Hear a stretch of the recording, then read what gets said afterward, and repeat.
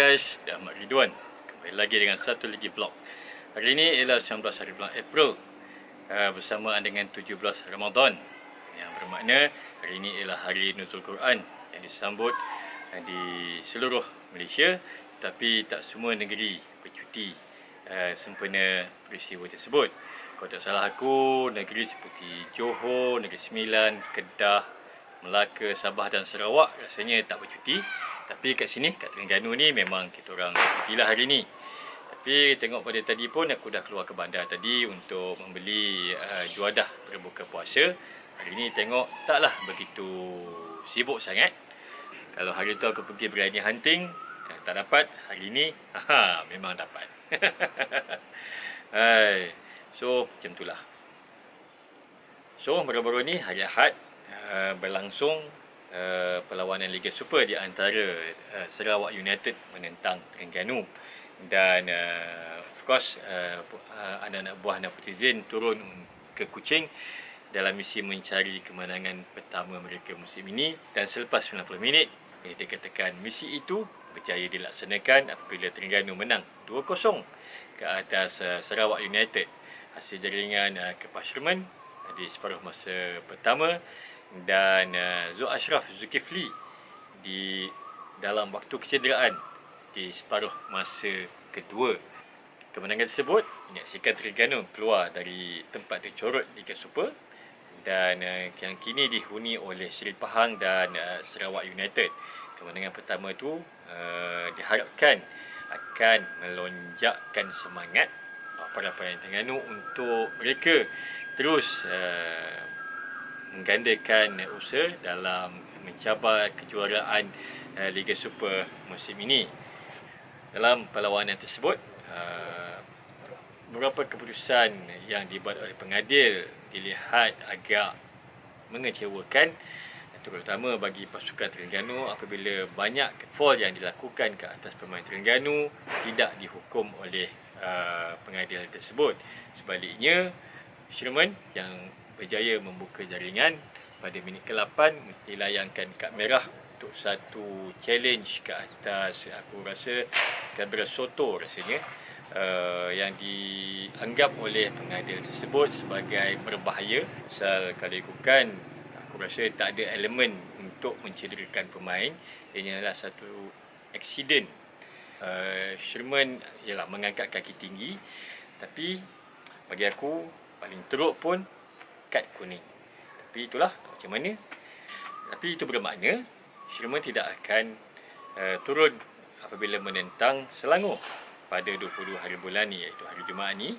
Tapi aku rasa Nafuzin akan mempunyai percaturan beliau sendiri untuk menghadapi Selangor walaupun tiada Sherman.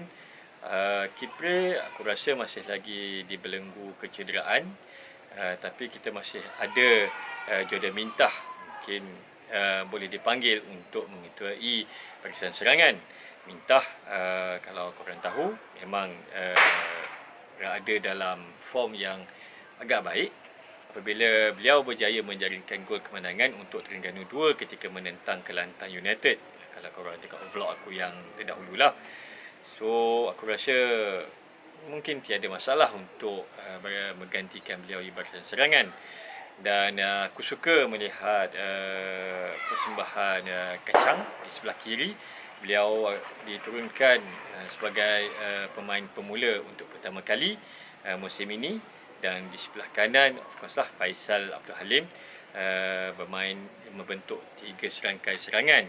Jadi mungkin barisan tersebut akan diturunkan sekali lagi dengan Mintah menggantikan Sherman di bahagian hadapan. Mungkin aku pun tak tahulah. Sesuatu lagi yang kurang selesa didengar ialah kemungkinan besar Coach Tembi juga tidak akan dapat diturunkan.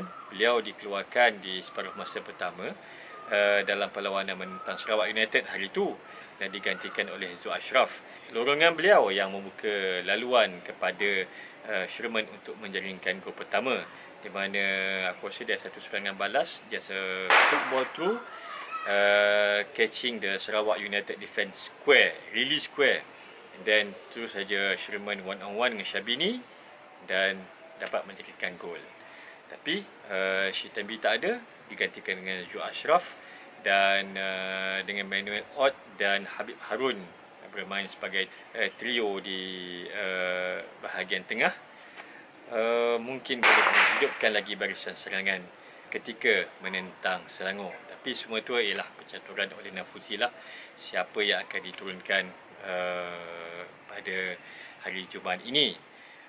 Banyaklah bunyi mercun budak-budak sekarang. Memang dapat mercun je, main je sepanjang petang ni. Kita tidak dapat buat apa-apa lah, nak marah kan. Nanti orang akan panggil aku Karen pula. Anyway, Selangor pun ikutkan bukanlah pasukan yang cakap apa mentang-mentang lah.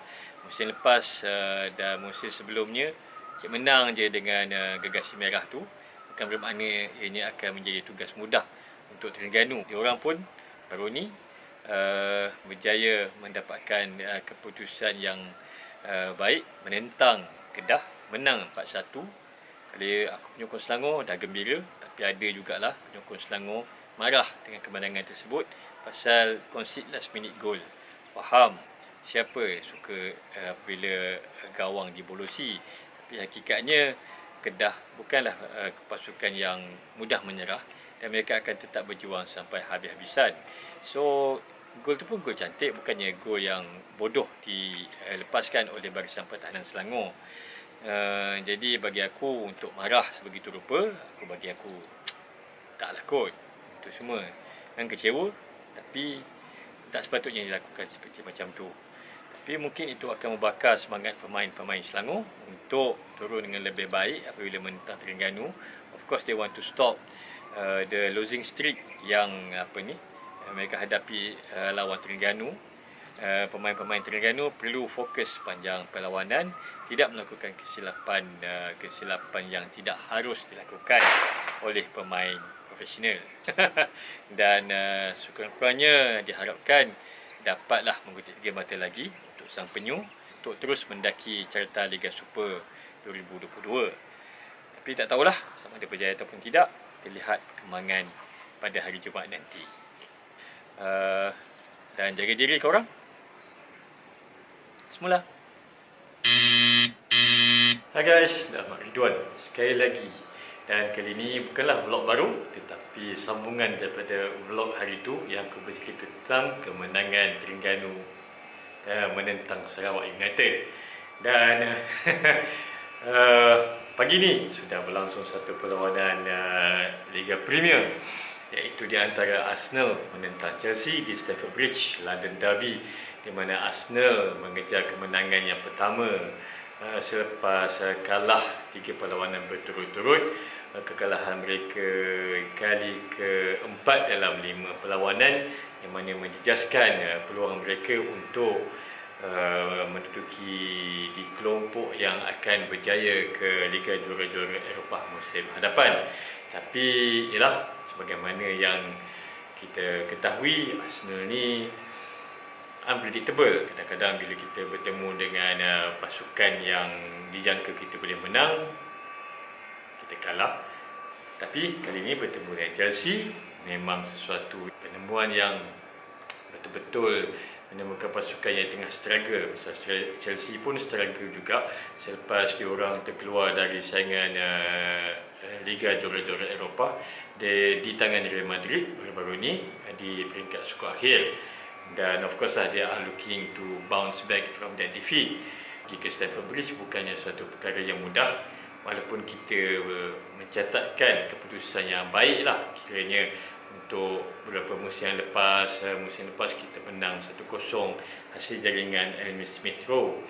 Dan kali ini aku tengok Arteta melakukan perubahan dalam barisan permulaan beliau menentang Chelsea, dengan Rob Holdings kembali di bahagian pertahanan menemani Gabriel.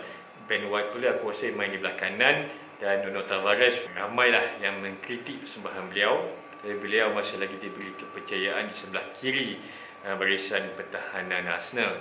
Sementara itu Mohamed Elneny diberi peluang untuk memulakan perlawanan sejak sekian lama menemani Granit Xhaka di bahagian tengah.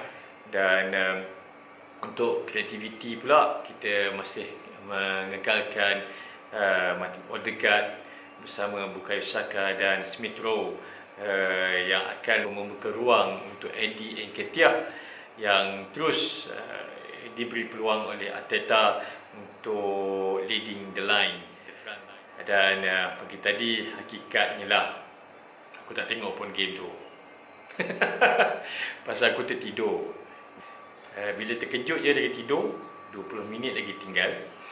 Dan ketika itu Jagan Nketiah meletakkan Arsenal di hadapan 3-2. Biasalah fan bola ni kadang-kadang ada superstition. Jadi aku tak nak macam bawa majal.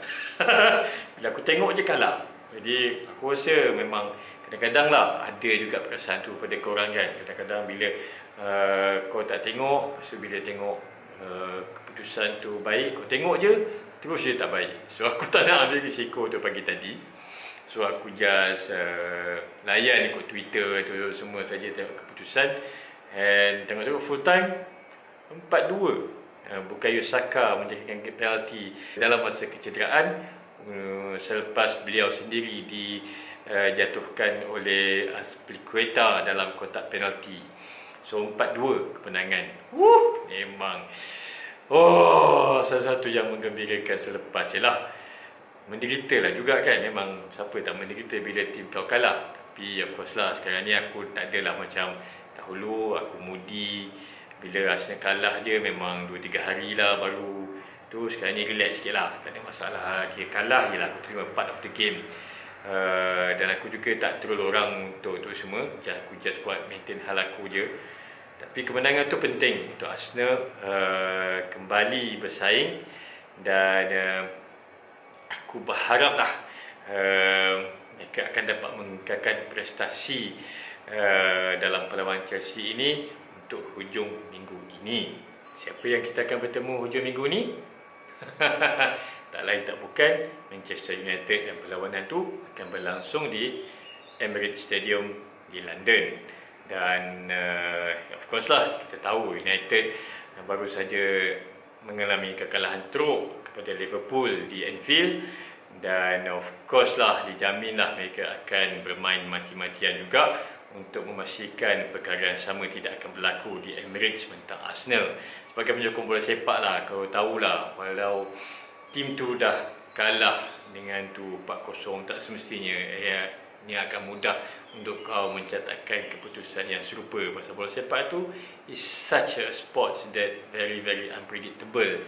So apa yang aku harapkan ialah anak buah Arteta build up the momentum untuk make sure kita layak ke Liga Juara-Juara. Of course lah kita ada match in hand already. Kita dah sama bilangan perlawanan dengan Spurs, sama mata, dia orang lebih bagus daripada perbezaan jaringan. Dan ini of course lah menjadikan pertemuan North London Derby nanti sesuatu yang penting, provided kita menang perlawanan dengan United, kita menang dengan West Ham lepas tu, dan juga Leeds United sebelum kita bertemu dengan diorang pada 13 Mei. 13 Mei ni tak bagus sebenarnya. Tapi itu tragedi untuk Malaysia lah. Hopefully bukan tragedi untuk Arsenal. So aku tak nak cakap banyak sangat dah. Dah cukup yang tu. Semalam juga berlangsung undian untuk Piala FA pusingan kedua. Tapi itulah, Terengganu masih lagi belum bermain dalam saingan Piala FA selepas perlawanan pusingan pertama menentang Negeri Sembilan terpaksa ditangguhkan, dan ini akan berlangsung pada 29 nanti. Perlawanan pusingan kedua sepatutnya berlangsung pada 29, tapi 29 itu jugalah Terengganu akan bertemu dengan Negeri Sembilan di Stadium Sultan Mizan Zainal Abidin. Siapa yang memenangi perlawanan itu akan melayan kunjungan Kedah Darul Aman. Jadi aku berharap Terengganu lah kan. Takkan kau nak mengharap Negeri Sembilan menang pula. Tapi yang penting ialah fokus kepada perlawanan menentang Selangor esok di Sultan Mizan. Memang suka jugalah pasal Selangor pun macam aku cakap sebelum ni lah, awal-awal vlog ni aku dah cerita tentang Selangor. Dia of course dia nak mengekalkan momentum kemenangan ke atas Kedah yang diorang menang 4-1. Diorang mestilah bertekad untuk menghentikan rentetan kekalahan kepada Terengganu. Aku rasa musim lepas 4 kali kalah ke, 2 kali dalam Liga dan 2 kali dalam Piala Malaysia. Tapi itu juga memberi cabaran kepada anak buah Nafuzi Zain, dan aku harap kita mampu untuk mendapatkan keputusan yang positif lah di Stadium Sultan Mizan malam esok ketika menentang Gergasi Merah Kuning. So, okey lah, ni dah habislah kat sini. So, actually aku berada di Dungun hari ni, ada hal sikit. So, korang jaga diri semula.